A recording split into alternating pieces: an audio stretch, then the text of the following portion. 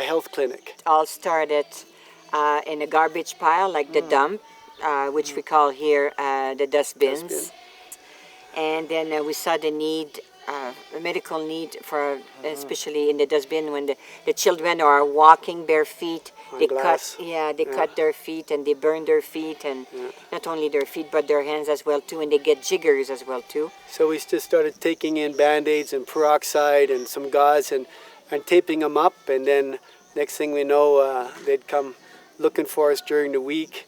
So we did that for about a year, helping some first aid, and then it sort of evolved into a building. We rented a small building with a dirt floor and no electricity and not much light, but it allowed for a place for the children and street people to be able to come and be treated on a regular basis. Ilimlim is a term from Turkana. It's a word that means shower of blessings, and it also means a continuity to education. So we found that the name was very proper for the work that we were doing with the people from Turkana, the slums, the homeless, the street kids, and the glue boys. As they start to come to the clinic, the cases became more complex each time. We have, as an example, a boy that came to us with tibia that was sticking out of his leg. It was about 2.5 inches.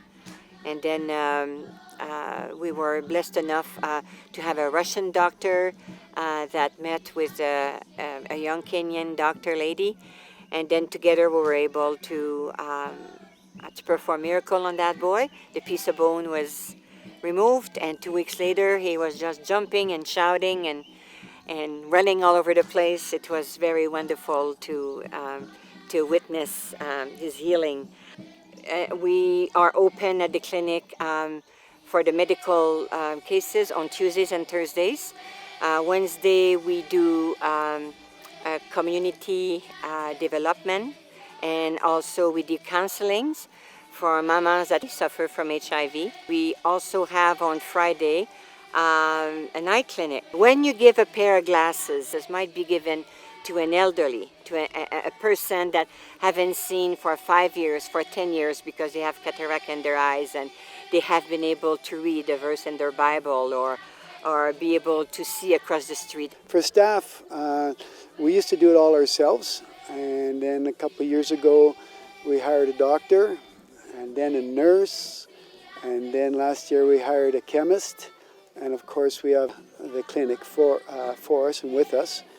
And most recently, as of in the beginning of June, we're fortunate enough to be able to hire Morgan, who we helped put through medical school, and he's now a registered nurse, and he has taken over the place of the doctor, and now he's running the clinic.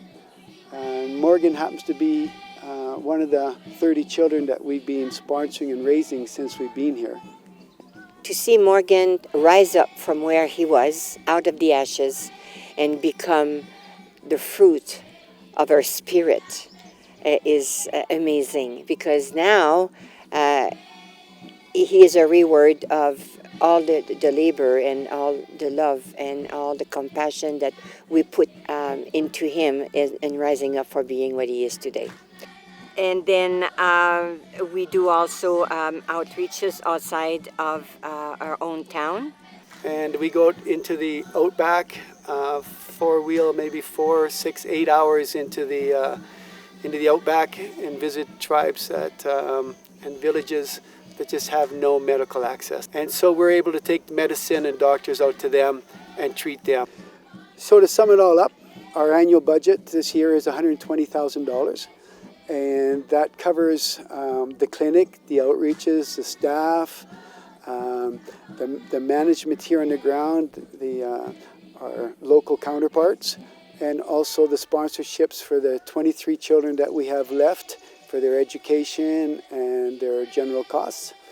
And on top of that, once that's raised, we're also trying to raise $125,000 so that we can buy land and build our own medical clinic, which help facilitate a lot more patients we'd be able to hire a lab technician, have our own lab, and just generally make it much more hassle-free and give us a larger space for more visiting doctors. So we just thank you. If there's any of those areas you want to help us with, please contact us and speak with us, and we'll help make it happen.